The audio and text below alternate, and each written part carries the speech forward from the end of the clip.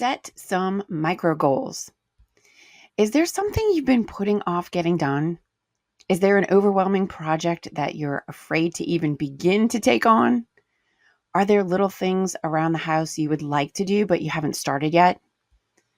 Now is the time to set some micro goals. Breaking up a big project into smaller pieces will help you get it done.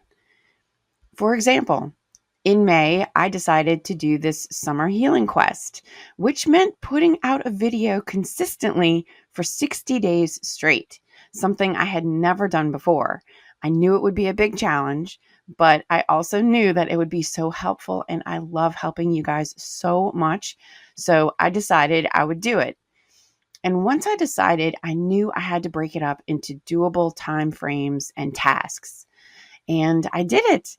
And honestly, I'm so proud of myself for getting this done. It's something I'd never done before. And that's the other thing about setting micro goals. It's once you see that progress, you can start checking things off of that to-do list. There is so much satisfaction in that.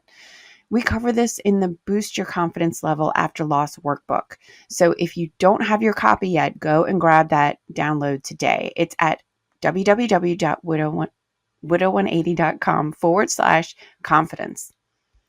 Set your micro goals as something you can get done today or this week. Or if you want to take on something big, see if you can get it done by this month.